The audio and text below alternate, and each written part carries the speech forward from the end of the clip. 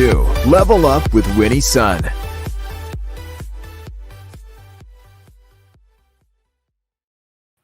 Well, thank you so much for tuning in today. Happy Tuesday. Welcome back from the long weekend. I hope you enjoyed the weekend with your loved ones, and perhaps you got a chance to check out some fireworks along the way. If you're joining us on the replay, a big hello. Welcome to the show. And thanks so much for our friends at Modern Mom for also being here.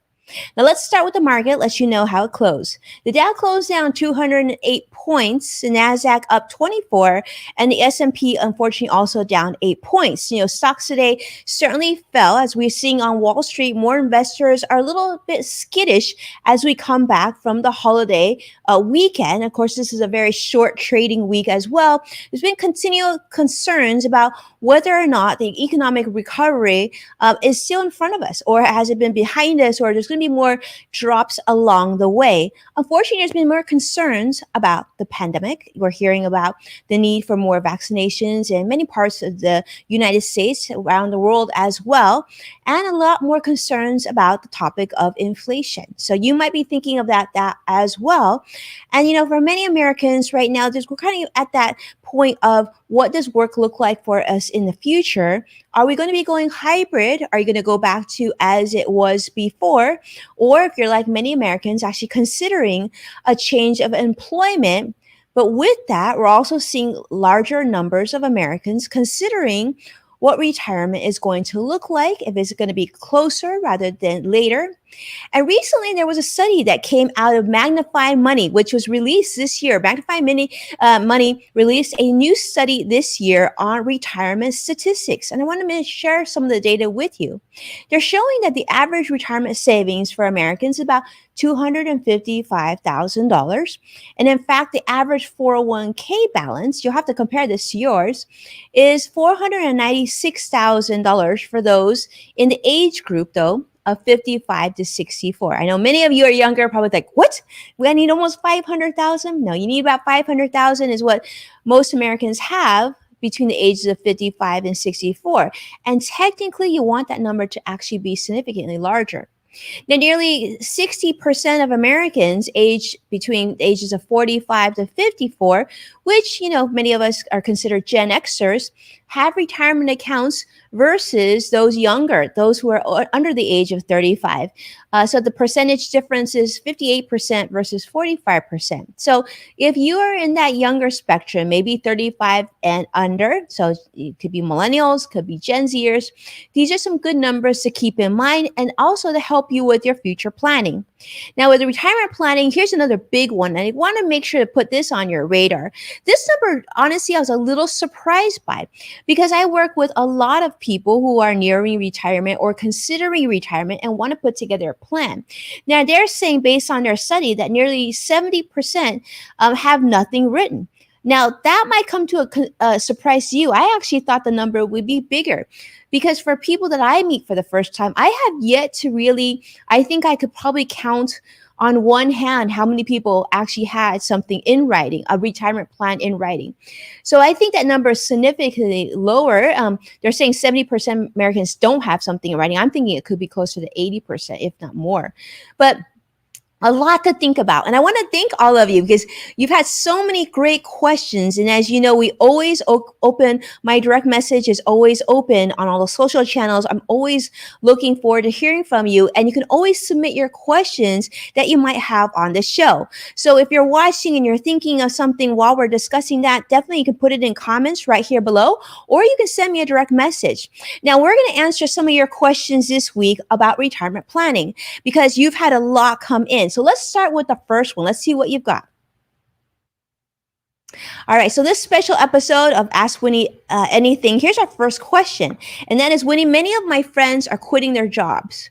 Some may not go back to work at all. How do I know when I can retire? So that's a great question.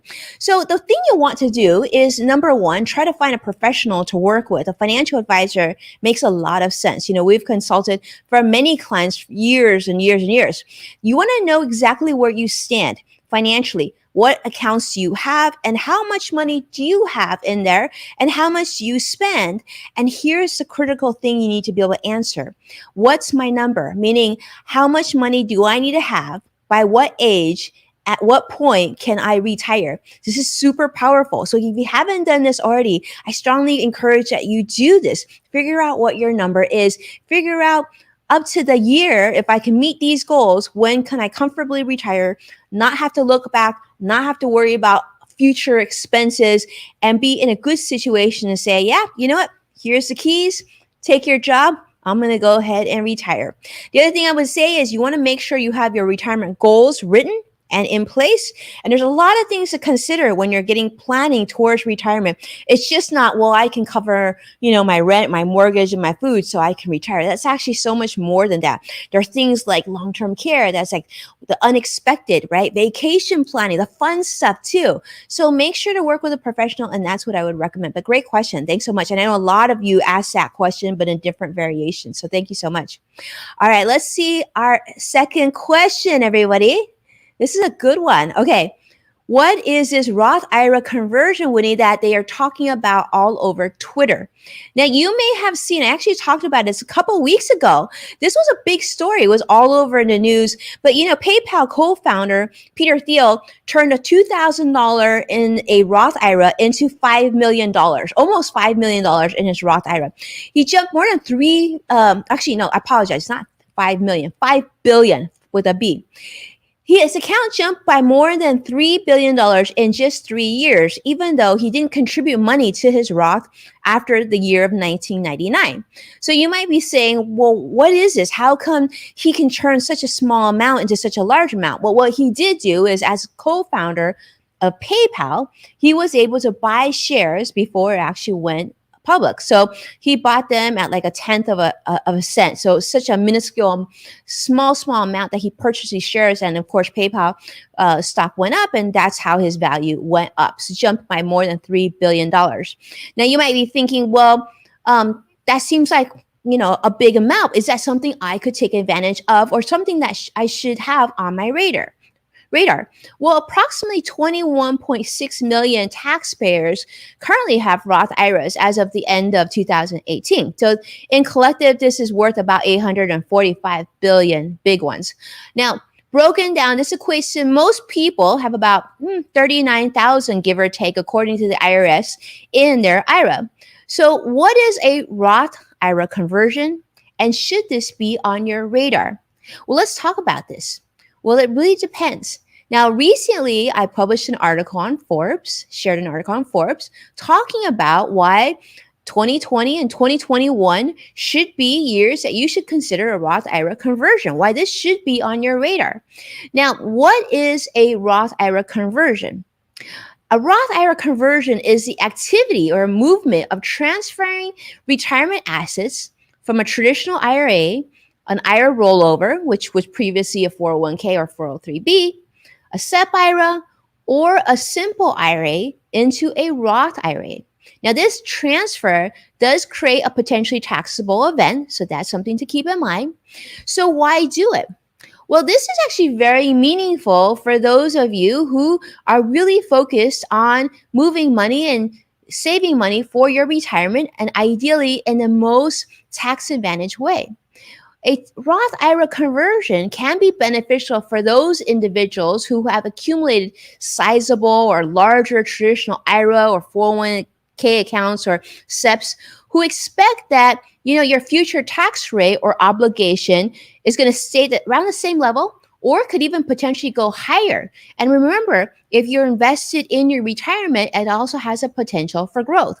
So if you expect that those tax levels will stay relatively the same or higher, you might think about taking advantage of the conversion, because this allows you to move money into a Roth IRA, at which point any potential taxes would be due at conversion, but then that money would continue to accumulate and grow tax-free for future tax-free withdrawals of qualified distribution. So it's a really big deal. Now, for more information, you definitely want to check out irs.gov's website. They have a lot of information about IRA rollovers and Roth conversions in general. So you definitely want to check that out. And this is one of those things that you definitely don't want to, this is not a DIY planning moment. This is a plan that you want to take advantage of speaking to a financial advisor or someone very experienced with retirement planning to help you through this process. It's actually a very popular strategy also for Americans who perhaps don't qualify to invest directly into a Roth IRA because perhaps your income is too high. This is one way. Some people call it the backdoor Roth IRA conversion. This is one way that they can also consider utilizing the Roth IRA.